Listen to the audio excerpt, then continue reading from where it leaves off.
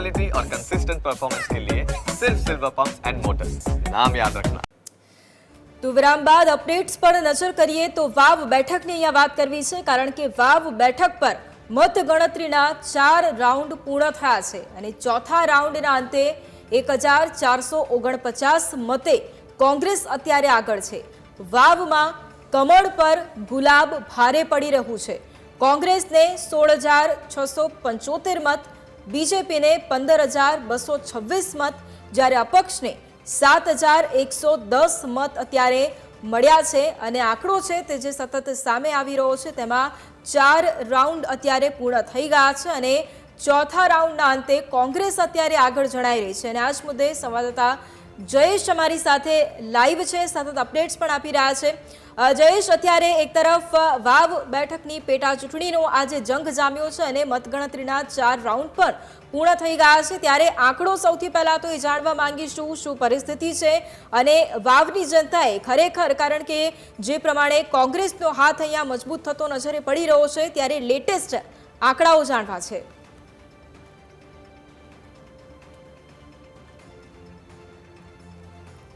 હજી વૈભવી આવો વિધાનસભાની જે પેટા ચૂંટણીનું મતગણતરી અત્યારે થઈ રહી છે તેના 4 રાઉન્ડની મતગણતરી છે તે પૂર્ણ થઈ ચૂકી છે અને 4 રાઉન્ડના અંતે કોંગ્રેસ છે અત્યારે આગળ ચાલી રહી છે। કોંગ્રેસના ઉમેદવાર ગુલાબસિંહ રાજપૂત છે તે 1410 મતથી આગળ ચાલી રહ્યા છે। ત્યારે અહીં એ સમજવું પણ મહત્વનું છે કે 3 તાલુકાઓ છે તેના જે મતદારો છે તેમણે મત આપ્યા છે તેની ગણતરી થવાની છે ને અત્યારે વાવ તાલુકાની મતગણતરી છે તે ચાલી રહી છે। 4 રાઉન્ડ બાદ 1410 મતથી ગુલાબસિંહ છે તે આગળ ચાલી રહ્યા છે, તો સાથે માવજીભાઈ છે તે પણ 7000થી વધુ મત અત્યારે મેળવી ચૂક્યા છે। એ સ્થિતિએ ખૂબ મોટું એક નુકસાન અત્યારે વાવમાં જોવા જઈએ તો થઈ રહ્યું છે કોંગ્રેસ, કારણ કે કોંગ્રેસ એક મજબૂત રીતે વાવ તાલુકામાં જોવા મળતી હતી, તેની સામે ભાભર છે તેમાં ભાજપનો ગઢ છે, ત્યારે હજુ ભાભર વિસ્તારની જે મતપેટીઓ છે તે ખુલવાની બાકી છે। અત્યારે જો વાત કરવામાં આવે તો 1 થી 9 રાઉન્ડ છે તેમાં વાવ તાલુકાના જે મતો છે તેની ગણતરી થવાની છે, ત્યારબાદ 10 થી 15 રાઉન્ડમાં છે તે સુઈગામના મતોની ગણતરી થવાની છે અને ત્યારબાદ 16 થી 23 લઈને ભાભર તાલુકાના જે મતો છે તેની ગણતરી થવાની છે। ત્યારે અત્યારે વાવમાં કોંગ્રેસ આગળ ચાલી રહ્યું છે, પરંતુ કોંગ્રેસ માટે ચિંતાની વાત એ છે કે ખૂબ પાતળી લીડથી ગુલાબસિંહ છે તે આગળ ચાલી રહ્યા છે ને એવામાં ભાજપ માની રહ્યું છે કે સુઈગામ અને ભાભરના જે મતો ખુલશે તેમાં ભાજપ છે તે લીડથી આગળ વધશે, એટલે 1 થી 15 રાઉન્ડ સુધી ગુલાબસિંહ છે તે આગળ ચાલી રહ્યા છે, આગળ ચાલશે એ પ્રકારની વાત અત્યારે જોવા મળી રહી છે। પરંતુ અહીં એ બાબત મહત્વની છે કે 1 થી 15 રાઉન્ડ પૂરા થાય એ દરમિયાન ગુલાબસિંહ છે તે કેટલી લીડથી છે તે આગળ ચાલશે, કારણ કે 15 રાઉન્ડ બાદ જે ભાજપના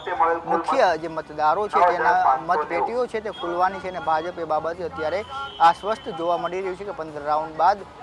જે પેટીઓ ખુલશે એમાં ભાજપ આગળ નીકળશે। પરંતુ ભાભર તાલુકામાં એ પણ જોવું રહ્યું કે માવજીભાઈ છે તે કેટલા મતોનું છે તે નુકસાન કરશે, કારણ કે અત્યારે જે માવજીભાઈ 7000થી વધુ મત મેળવ્યા છે તેમાંથી મોટા ભાગના જે નુકસાન છે તે કોંગ્રેસને ક્યાંક ને ક્યાંક થઈ રહ્યું હોય એ પ્રકારની વાત અત્યારે જોવા મળી રહી છે। એટલે 15 રાઉન્ડ બાદની સ્થિતિ છે તે ખૂબ જ રસાકસી ભરી રહેવાની છે। અત્યારે ગુલાબસિંહ 12000થી વધુ મતો છે તે મેળવી ચૂક્યા છે અને 1410 મતથી આગળ ચાલી રહ્યા છે। ભાજપ 1410 મતથી જ પાછળ ચાલી રહ્યું છે, ખૂબ જ પાતળી સરસાઈથી ગુલાબસિંહ અત્યારે આગળ ચાલી રહ્યા છે। ત્યારે અહીં એ બાબત પણ મહત્વની છે કે જ્યારથી મતગણતરી શરૂ થઈ છે ત્યારથી લઈ અને 4 રાઉન્ડ પૂર્ણ થયા એ તમામ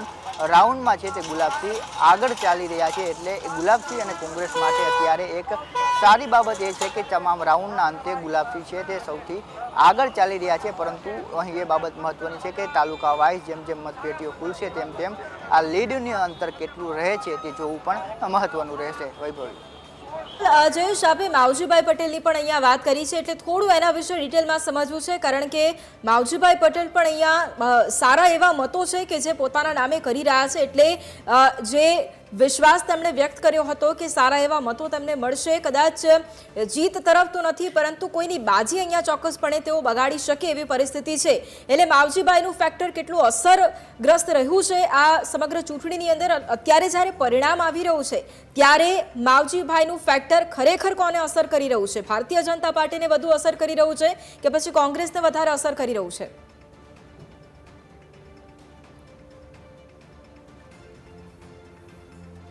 વૈભવી અત્યારની જે મતગણતરી ચાલી રહી છે તે વાવ તાલુકાના જે વિસ્તારો છે તેની મતગણતરી ચાલી રહી છે, ત્યારે વાવમાં 7,000 જેટલા મતોનું નુકસાન છે તે કોંગ્રેસને અને ભાજપને બંનેને થયું છે. તેમાંથી 7,000 મતો જે માવજીભાઈએ 4 રાઉન્ડના અંતે મેળવ્યા છે, એમાં વધારે મતો એવા છે કે જે કોંગ્રેસના જે વોટર છે તેને ક્યાંક ને ક્યાંક નુકસાન પહોંચાડવાનું કામ માવજીભાઈ અત્યારે કરી રહ્યા છે. પરંતુ જે રીતે 15 રાઉન્ડ બાદ સુઈગામ અને ત્યારબાદ ભાભરની જે પેટીઓ ખુલશે ત્યારે ભાભરમાં પણ એક મોટું વર્ચસ્વ છે તે માવજીભાઈ ધરાવે છે, ત્યારે એ બેઝ જોવું પણ મહત્વનું રહેશે કે ભાભરમાં છે તે કેટલા મતોનું છે તે નુકસાન માવજીભાઈ કરશે, કારણ કે ત્યાં ચૌધરી સમાજના જે મતદારો છે તે વધુ સંખ્યામાં છે. એટલે એ જોવું પણ મહત્વનું રહેશે કે જે ભાભર તાલુકા અને સુઈગામમાં માવજીભાઈ છે તે કેટલું નુકસાન કરશે. માવજીભાઈની જે રીતે વાત કરવામાં આવે તો તેઓ 30,000થી વધુ જેટલા મતો આ પેટા ચૂંટણી દરમિયાન લઈ જઈ શકે છે એ પ્રકારની શક્યતા જોવા મળી રહી છે. જો ત્યારે ભાભર અને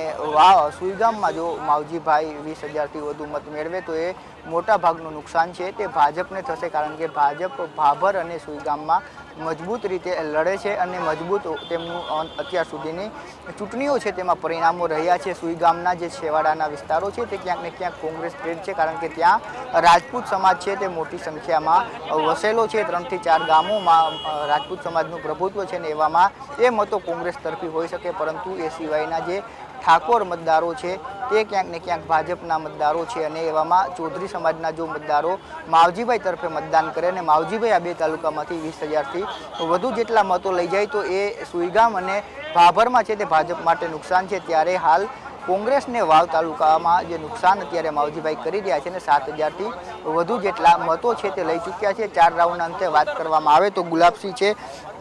તે અત્યારે 15,266 મતો છે તે ભાજપના જે સ્વરૂપજી છે તે 15,600થી વધુ મતો મેળવી ચૂક્યા છે, જ્યારે કોંગ્રેસ 16,675 મતો સાથે અત્યારે આગળ ચાલી રહી છે. એટલે જે સરસાઈ છે તે ખૂબ જ પાતળી છે, 1,410 જેટલા મતોની લીડથી આગળ ચાલી રહ્યા છે. પરંતુ કહી રહ્યો છું એ પ્રમાણે કે તાલુકા વાઇઝ જેમ જેમ મતપેટીઓ ખુલશે તેમ તેમ સમીકરણો છે તે અલગ થશે અને 15 રાઉન્ડ બાદ આ જે લીડનું માર્જિન છે તે જોવું મહત્વનું રહેશે, કારણ કે જો ગુલાબસિંહ 15 રાઉન્ડ સુધીમાં મોટી લીડ મેળવે તો ક્યાંક ને ક્યાંક ભાજપ માટે મુશ્કેલી કહી શકાય. નહીં તો ભાજપ છે તે આશ્વસ્ત છે કે 15 રાઉન્ડ બાદ જે મતપેટીઓ ખુલવાની છે તેમાં એ તેમનો ભાજપનો વોટર છે અને ત્યાં મોટી લીડથી ભાજપ છે તે 15 રાઉન્ડ બાદ આગળ નીકળશે એ પ્રકારની ગણતરી અત્યારે ભાજપ અને ભાજપના જે